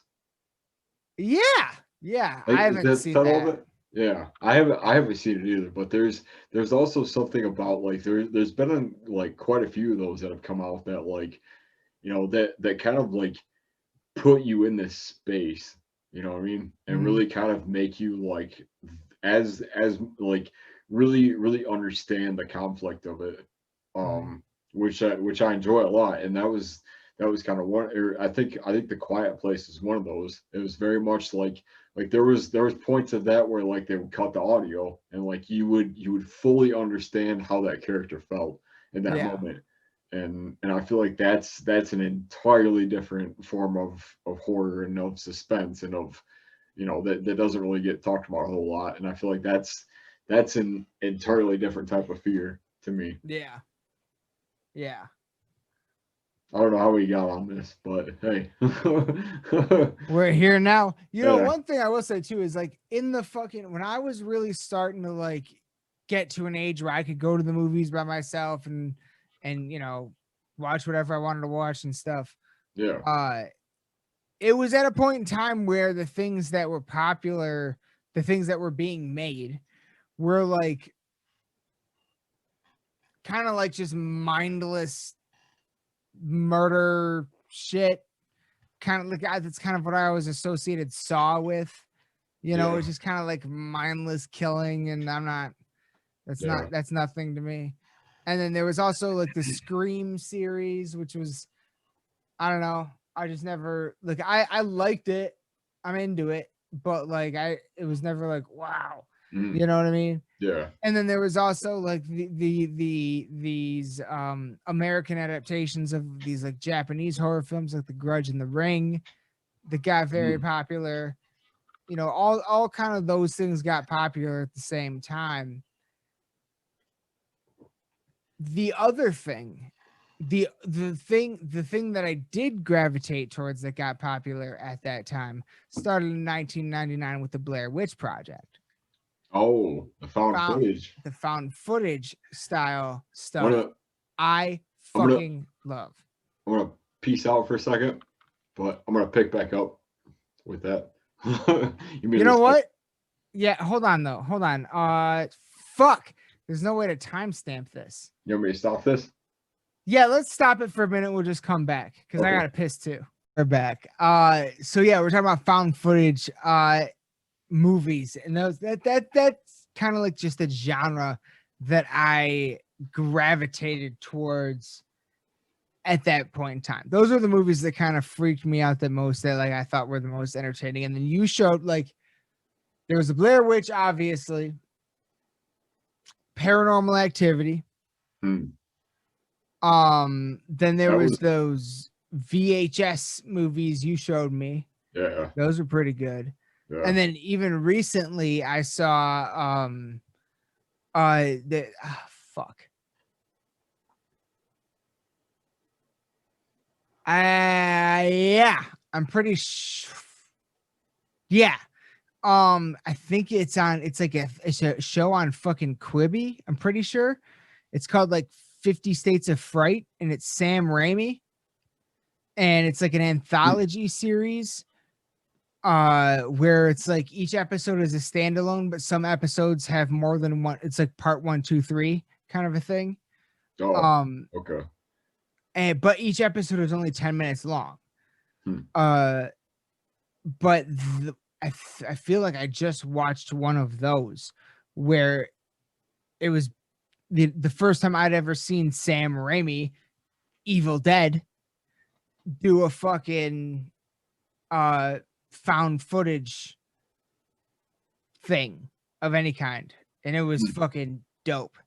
It was really fucking good. And actually, Yeah. it's the 50 States of Fright, so it's Hmm. like it's going through like states urban legends. The first episodes of season 1, part 1, 2, and 3 is Michigan.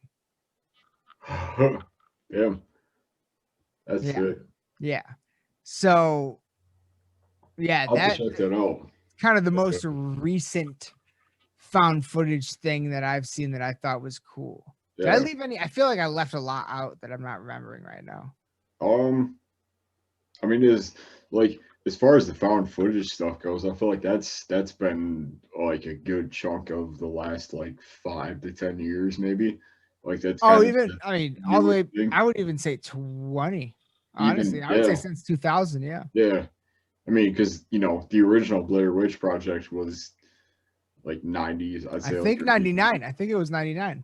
early, yeah, more so like late 90s. Yeah, that was really like my first kind of take with it and stuff. Yeah. And then I think after that it was the paranormal activity movies Yep. that really kind of, and like to me, I feel like they really hit their stride like the middle half of those, like the middle half of that series, because I feel like they were trying to do something different with it, like with that kind of style. Hmm. Um and that like because at the time like those were some of the bigger ones that come out, and like that whole idea was pretty fresh. And it wasn't really until after that that I found out that there was like that was like an actual style that you could go into. So yeah, like beyond that, it was like the VHS movies, which if you know anything about those, those are brutal, man. It was awesome. Those are some of the best that I've seen up to this point of like the found footage kind of movies. And they do it in a real different way. But I feel like if that style were to, and like I don't know, because like I don't, not that like I want to see anybody like kind of like take from that style, like rip off of it, but I would kind of like to see more of that style like be like presented in like that found footage kind of style, because I really feel like that's a way to like, like I had, it wasn't really like, because I think I saw like the first like 3 or 4 of the paranormal activity movies, um like long after they were like a big deal, like they were a big thing to anybody. And it wasn't until about like the fourth or even like the fifth one, I think it was like the marked ones, that I remember like being like, this is like a legitimate story, like this is what they could have built this up to. And I really feel like if they would have kind of maybe like marketed it a little bit differently, that I feel like those movies could have been something entirely different. Because I think that like people, myself included, kind of like went into it wanting that like found footage, like that big experience with it and stuff, or like that, everything that kind of comes with it, like that like jump scare kind of thing. But really, like once they got to like the later half of the movies, I feel like they kind of like tied it all back together, and it was like this whole big story that they were trying to tell and stuff. And I feel like if they would have Yeah. maybe focused a bit more on like the overall story, rather than just like, oh, like found footage, like security cam kind of stuff, like those movies would have been a bit bigger. But yeah, I don't know, like I think that style is something that is like, I guess like the next like fresh thing that had come out of like, like modern age horror stuff. Because I Yeah. don't really see, I mean, I don't know, aside from like, and even like Sinister, I would say was like the last movie that really like, Uh, it almost took like the slasher like found footage, like both of those two styles, and kind of combined them together in a way. Because like you didn't really see this figure that they were talking about until like you watched the movies, and until you kind of like got a little bit further into it and stuff. So I don't know. right. Um. Actually, the last one, and this is kind of crazy. Look, look, I don't like um movies where it's subtitles the whole time, and I don't like musicals. I'm the same way. Those are two things that I don't know. I just don't like them. It's just not my thing. Mm. Uh, so for there to be a movie that is all subtitles that I thought was incredible means it was fucking solid. I feel like the most recent found it's sort of a found footage movie that really impressed me. The subtitle movie, but it's called Trolls. Have you ever heard of this? Like the I guess not. I believe it's called Trolls. Okay. It's Yeah. hold on. Let's Jamie. Hold on. The only trolls I can think of is No, not those trolls. yeah, yeah. Is that style or the oh shit. I don't know. One of the other ones, I guess.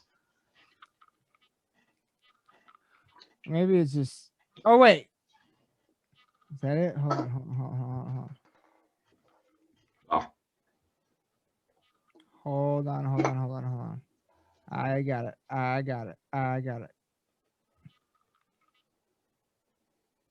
Yep, I got it. It's Troll Hunter. Sorry, Mm, I got that wrong. It's yeah. Troll Hunter. 2011 film. Norwegian.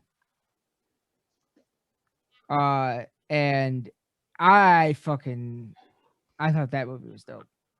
That's another kind of like found footage sort of movie. I like Cloverfield. Ooh, Cloverfield was another one. Yeah. Yeah. The kind of in that same vein with like the fucking how it's like a monster found Yeah. footage movie as opposed to like, killers or ghosts and stuff.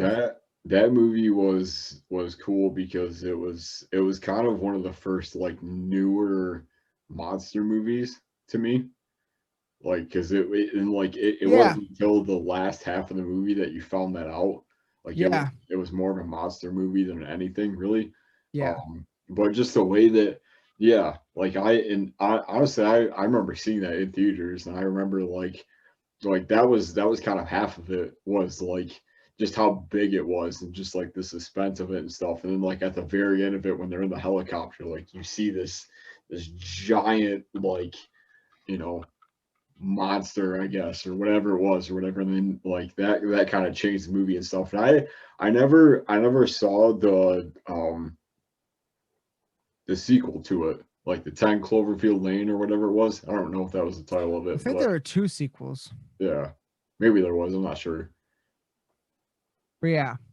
But yeah, that was kind of the first like modern, like big, like found footage, almost found footage monster movie in a way. Like it was kind of a different take on it. But you didn't really find that out until you saw it. And I remember like that was one of those movies that like it came out at like I don't know, it was kind of around like a weird time. Like I remember like it wasn't really like anything else that had come out, but it was also like very similar to a lot of monster movies that were like in the past, I guess. So I don't know. Mm-hmm. Yes. Like a different take on it all. Yeah. There weren't any giant monster movies that were coming out at that point in time, that's for sure. Yeah. And that was like hit.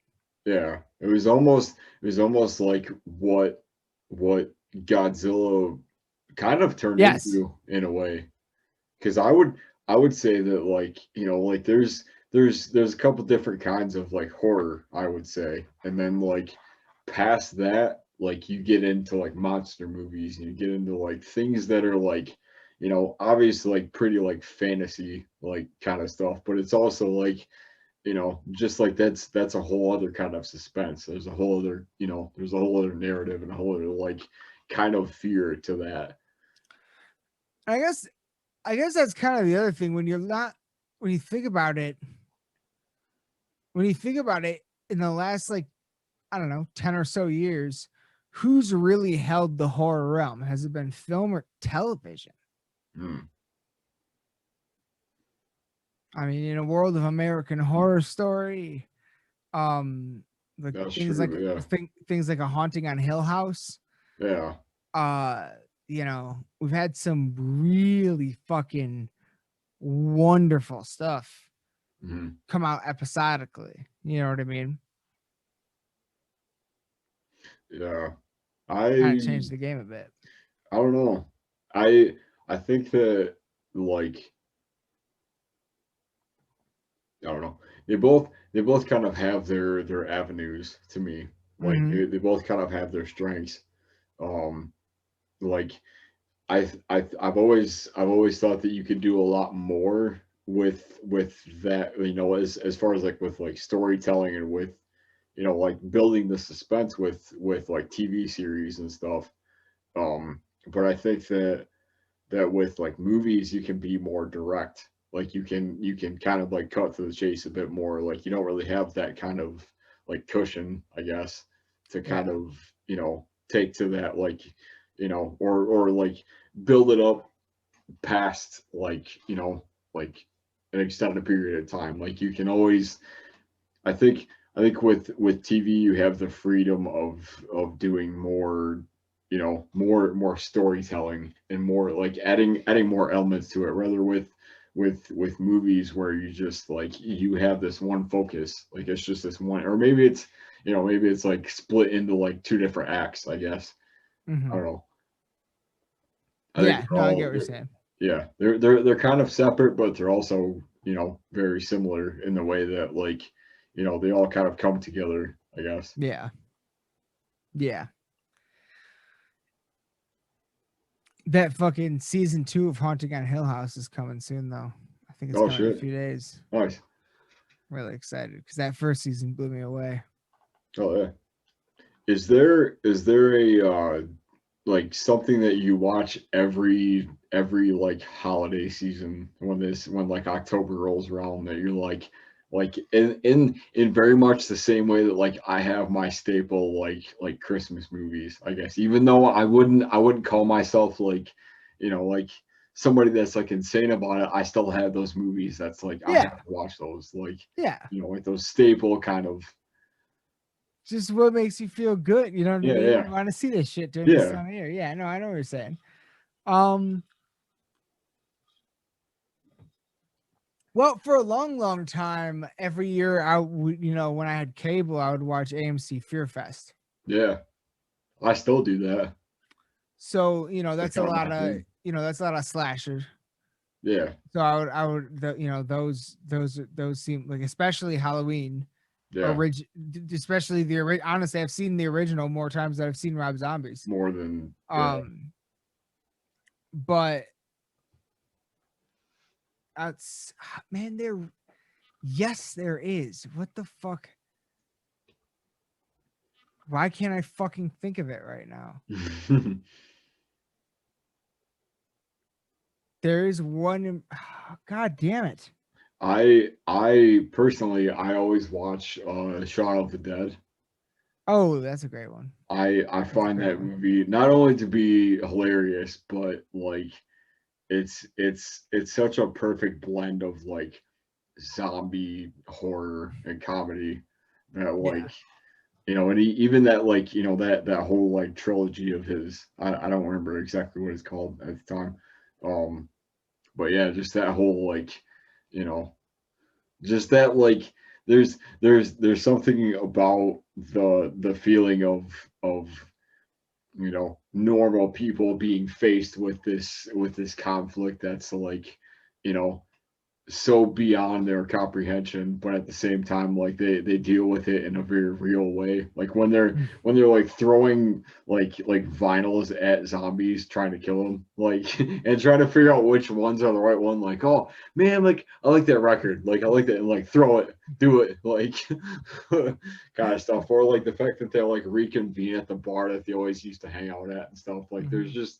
there's something about that like realism to me that's always really funny. That's cool. Yeah, those are great movies. And it's kind of the same way that, like, you know, like the more so, I guess, more so like the remake of Dawn of the Dead, Hmm.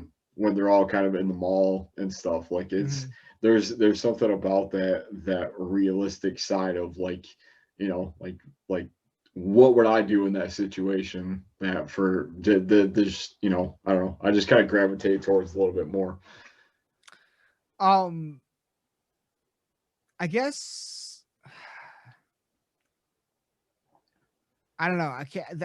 All I can think of are like a bunch, and but the ones I go to are like I said, like Halloween, Mm. um, American Werewolf in London.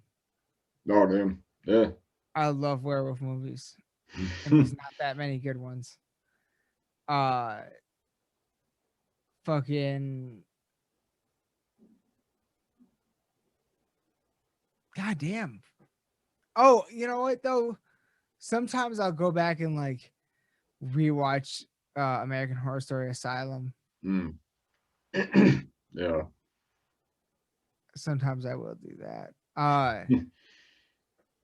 Shit though. I know there are some I'm fucking big ones I'm fucking forgetting right now that I do like to watch every year. And I Yeah. can't believe I'm fucking forgetting them right now. No, that's not one.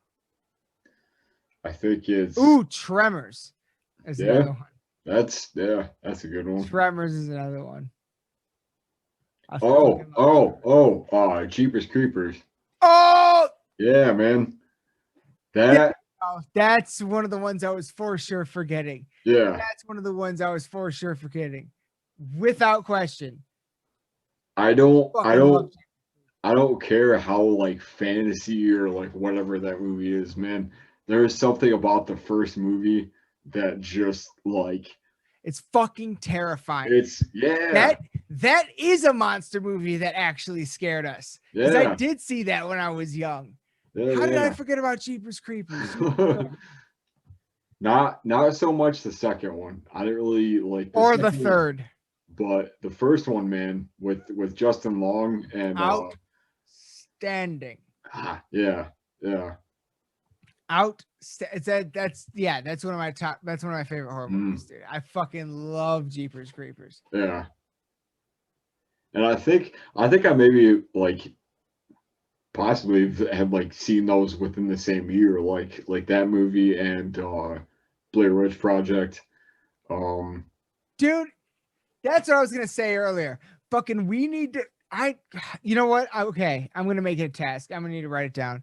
I'm gonna listen to either Kevin Smith or Jamie Josta podcast or something where they like watch a movie. I need to know how that works. I need to know what that format is. And we should do that shit for fucking Jeepers Creepers and The Jacket. Because that's when I thought of that earlier when we were talking about, you're like, I need to see The Jacket again. I was like, let's do it on the fucking podcast. Because nobody's fucking seen this movie. Yeah. So let's do that. Well, nobody I know. I'm sure a lot of people have seen it, but like nobody, not that many people I know.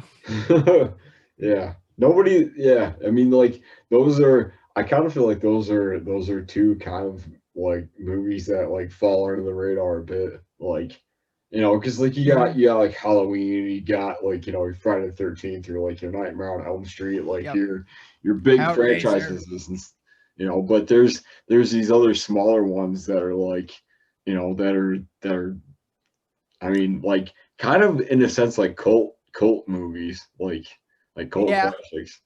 Like, you know, when we haven't mentioned that we both love Conjuring. Oh man. Yeah. That's like more current, I would say. Yep. Oh yeah. That's that's you know, I had actually seen something that like there's an actual order for like how you're supposed to watch those movies. Oh, really? Which is like an anthology and like in timeline order, because some of them, like the newest one, I think The Nun or whatever, takes place way in the past. Yeah. Very like MCU kind of style. Yeah. Oh yeah, the Conjuring universe, yeah. But the first one, I've seen most of them. The first one is my favorite for sure. Yeah, by far. Yeah. It's a fucking great horror film. Fucking great. I'm like, God damn it. I now need to watch The Conjuring, Jeepers Creepers, like tonight. So it's apparently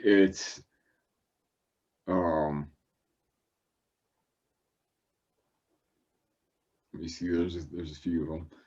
Oh yeah, there's a lot now. Yeah. The Nun was 1952, was set in 1952, and I guess that was the first movie.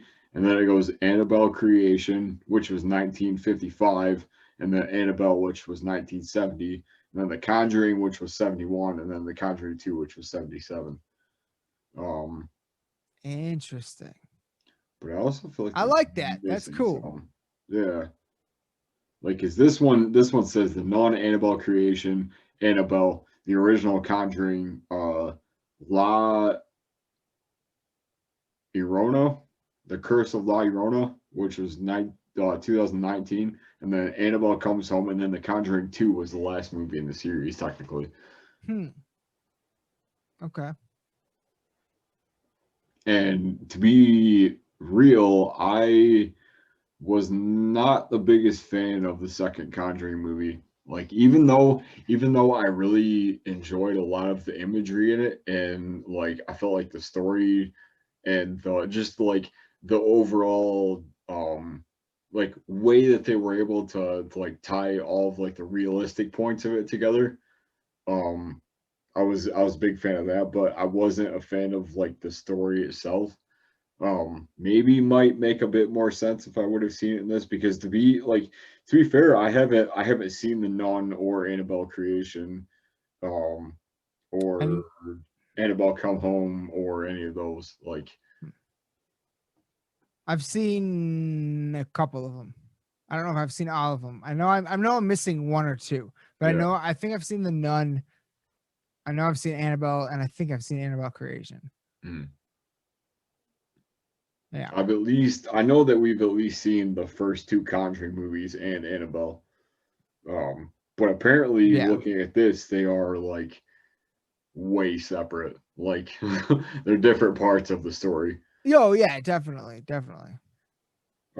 Which like to me is kind of cool. Like the fact that they were able to like put this story together and like release these movies in a different way, but like they were also able to like put it together so that it was part of a series, so that Hmm. like the whole story could make sense if you would have, to very, I keep going back to it very, very much like in an MCU kind of way, you know. Yeah. Yeah. Um, so I don't know, and it's also weird to me that like the most, uh, I guess like the last two movies that you're supposed to watch are like the last two that they put out. So I don't know. Like it's very like paranormal activity kind of style, because like with those movies, like I very much thought that what is it called? The newest one. Yeah. I don't remember what it's called, but I know what you mean. How it's completely different. Yeah.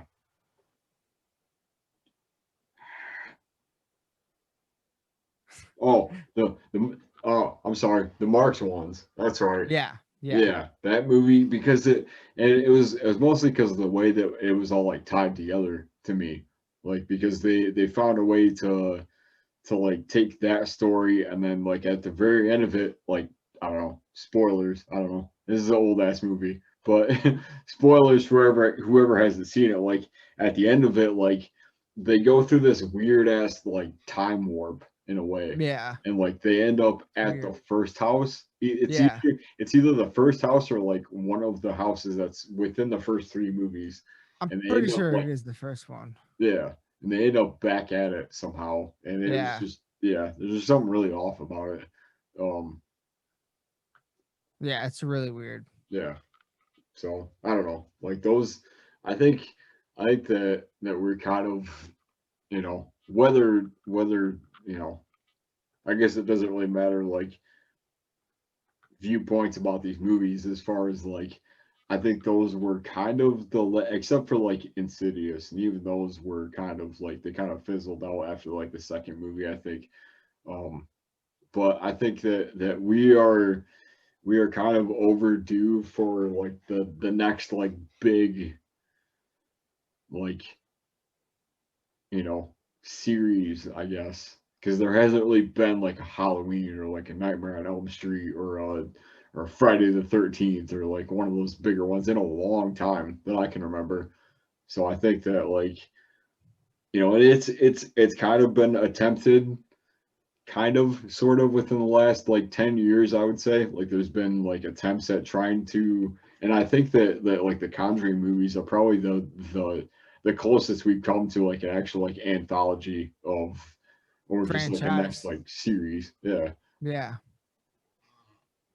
Yeah, absolutely. I mean, I mean, yeah, because I feel like that's newer than Saw. Yeah. So Yeah. yeah, no, I agree.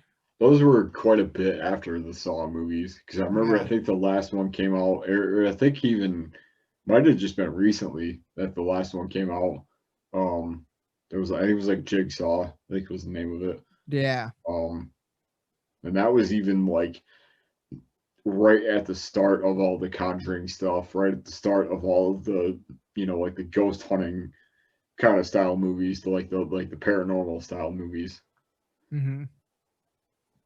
So, Paranormal Encounters. yeah. That's another great found footage one. Yeah, which is also like they definitely went from like the suspense like zombie sort of like, and even like I guess like the earliest I can call back to is like the quarantine movie with Oh yeah, yeah, yep. I know that movie. yeah, Yep. it was, which was I very saw like that. found for, or even like fuck man, one of our favorites, fucking Grave Encounters. um Oh shit, that's what did I say? I just said paranormal what? I'm I not don't sure. know. I don't know what I just said. I fucked up. That's what I meant to say. Grave That's Encounters. yeah, like Yeah. that's like, to me that's one of the earliest forms of the found footage movie. And that That's movie, the one I was talking about. I would say like rivals anything that's come out in the last like 10 years. It's solid. Like it is. It's solid, dude. It's pretty fucked up. Yeah. I should watch that tonight too. You'll be up for a while, man. I want to watch them all. Yeah. That is one that we should watch, The Jacket and Grave Encounters, because I haven't seen those in, man, I don't know how. I haven't either. I haven't Yeah. either. Honestly, I haven't seen either of them in quite a while. So I would, yeah. That's what I'll fucking do tomorrow. Is I'll figure out how that format even works, and uh, and then we'll figure out what we want to do. This is perfect time to do it too, especially with these movies. This is a great idea. I'm really excited. This could be a lot of fun, actually. This could be a lot of fun. Yeah. I like this idea. But yeah, I mean, I think shit, dude, we've been going for fucking ever. We should probably wrap this up. Yeah. Holy shit. Oh yeah. Yeah, I'm good. Yeah, I am too. And we didn't even go down. There's still rabbit holes we need to go down. So we're at least gonna probably have to try to do at least one more of these. Goddamn this chair. One more of these fucking just you and I in October. Or maybe come up with somebody to talk to. I don't know, because there's one topic that we need to, I feel like I really want to cover, but What's that? you want to know what it is? Yeah. It's just like heavy metal and horror. So like Oh yeah. Yeah. most bet your favorite like the songs that freak you out when you first heard them, or like covers, album artwork that like freaked you out, or because there are definitely bands who thematically are basically a horror movie in a song. So like, and there's a lot of them. So which one of those is your favorite? You know what I mean? Yeah. Like that kind of stuff. The best album covers that freaked me out when I was a kid. Yeah. Yeah. That'll be a good like list. that. Yeah. Okay. Yeah. So yeah, there's stuff. So I feel like sometime we'll have to fit in an episode that where you and I go down those rabbit holes. That's a whole episode in itself, really. Oh yeah. Oh yeah. Yeah. Without question. Without question. Yeah. But all right, I guess we'll wrap this one up. Shit, dude. Thank you, everyone. I don't even fucking know what episode this is. Thank you, everyone, for watching this episode, though. 100. Let me see. 15 something. I want to say 157. What? Am I? I don't know. I thought it was gonna be like 151 or something. I could be completely wrong though. Yeah. If we don't post anything before this, because Bravura was 156, so this would be technically 157.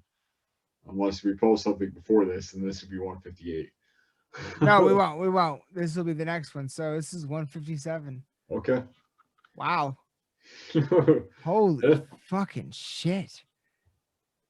That is more than I thought. Awesome. Anyway, woo! Awesome. So yeah, thank you everyone for fucking watching this. If you are still watching this right now, we can never thank you enough because that's insane. But man, yeah, we already got quite a bit lined up coming up soon, very soon for October. We're gonna have a lot of fun, and we gotta. It's fucking spook month, people. It's October. It's Halloween. Fucking October, everybody. Fuck at the fucking moon. Yeah, I ain't got much else to look forward to. Right. So, and I hear people saying Halloween's canceled. I say fuck that. I can still put on a mask and eat candy and get drunk. Hey. All I want. Yeah. And I can do it on a podcast.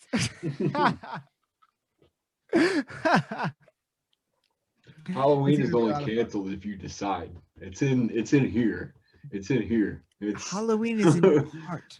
Yeah, you got to get in the holiday spirit, and there will be plenty of that on this podcast this month. I promise. All month long. That is all we're doing. We're dedicating this whole month of fucking 2020. You know? Yeah. Fuck 2020 and fuck cancer.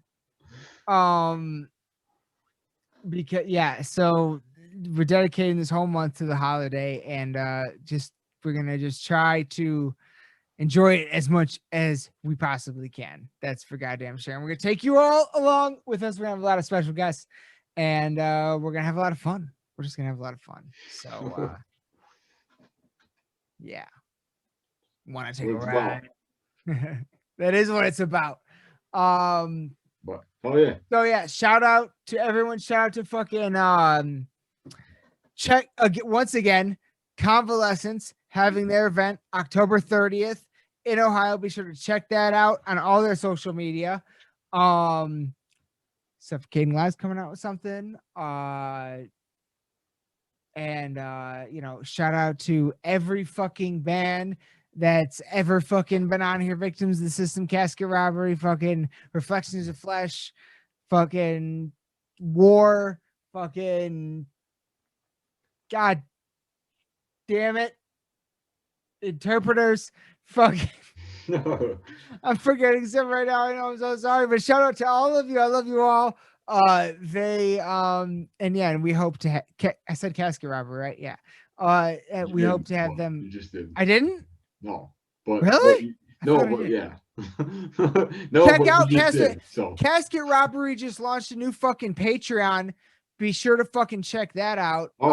And speaking of Casket Robbery, order some of that coffee, because that stuff had me running marathons the other day. Like, oh shit, shit, so good. Like, yeah. Hell yeah. A coffee, man. Like, you liked the Casket Robbery coffee. Yeah. And also check out fucking The Ascension. Oh, hard copy. Yeah. I also ordered a copy of that as well, and it's super sick. So they're a band to check out for sure. Like, and you know, holiday season, man. Like, check out any and all death metal bands you've been meaning to check out. Yes. Don't be lazy. This month is the time to do it. And honestly, like, I find myself getting into way more bands this month than probably any others, because I'm just looking for that sound, that like the style of the, you know, just that stuff that's just gonna creep me the fuck out. So absolutely. Yeah, dude. Yeah. I'm right there with you. And that the Ascension is fucking fantastic. And yeah, shout out to them. They just launched a Patreon. Be sure to check out their Patreon. Be sure to pick up a bag of their fucking coffee. Aaron says it's awesome. I haven't tried it yet, but I believe him. And I'm gonna try it. I should try it. I want to try it. I should try that one and the Convalescence one. There's a few. Oh yeah. Yeah. I forgot they had some. We should have some Jasta pasta on the podcast. Oh man, we gotta try that. We gotta try the Flesh God stuff. We gotta try the Slipknot whiskey. There's Like ACDC tequila. Yeah. You could try that. I know that you've had the Trooper before, but I don't know. I did taste it once. Yep. Yeah. Yep. That's just gonna kind of be a segment on this show. We're just gonna try we could have some fun with that. Yeah, that could be cool. Have some fun with that. But yeah, try the Necromancer brew from fucking Casket Robbery. Yeah. Try that. You'll be sprinting down the street before you know it. Like it's it's some awesome. Like heavy, yeah. It's as heavy as their music. So hey, there you go. Perfect. Fucking yeah, pick up a bag of that and check out their fucking Patreon that they just started. Yeah, support them. They're a phenomenal band and they're awesome. So shout out to Casket Robbery. Fuck man, I think that's about it. I can't think of anybody else to shout out right now. I'm sure I'm forgetting something that I'll kick myself in the ass for tomorrow, but that's all I got right now. But in any case, so yes, this month, October, it's gonna be all fucking paranormal Halloween related shit. We're gonna have a lot of fun, special guests, a lot of good times. So I hope you enjoyed this episode, and I hope you enjoy what we have coming up, because we have a lot of fun stuff coming up. So as always, and until next time, raise your fucking horns, bang your fucking heads. We love you all to death. Good night. All right, what's going on, everyone? Yeah, that was a wild fucking episode. We had a lot of fun on that one. Like I said, we just introduced. We're gonna try to have as many guests as we can back on over the course of this month, and just do Halloween related episodes all month long, and all kinds of paranormal and spooky topics, rabbit holes that we want to go down. And first one up is going to be out either tomorrow or Wednesday, and that's going to be a return, one of our first returns outside of the bands in the area that we know. Victims of the System will be back on the show, and that is a fucking great episode. We had so much fun. It's going all over the place. Honestly, it was an absolute blast. So hopefully you all will enjoy that. But before we go on this one, I do want to mention one more time, and check out An Evening with the Convalescents. Again, it's at the Muami Theater, October 30th at 6:30 p.m. Tickets are only $10, and they are available at... Sorry, it's small. Hold on. Oh, shit. Hold on. This is live. Oh, my God. TCONband.com. www.tconband.com. Tickets are available there. Masks required, limited seating. So it's going to be a social distance, safe event. And hopefully it all goes really... I think it's going to go really great for them. Again, it's October 30th at 6:30 p.m. Muami Indoor Theater. It's An Evening with the Convalescents. You get to watch the documentary with them. They're going to do some music, play some music videos, and do some live concert footage screening. So it sounds fucking sick. In a world where we can't, see them live like we normally would want to, this sounds amazing. So definitely everybody check that out, and all things Convalescents. And yeah, we got a lot more coming this month. So hopefully you all enjoy. But until next time, as always, raise your horns, bang your heads. We love you all to death. Good night.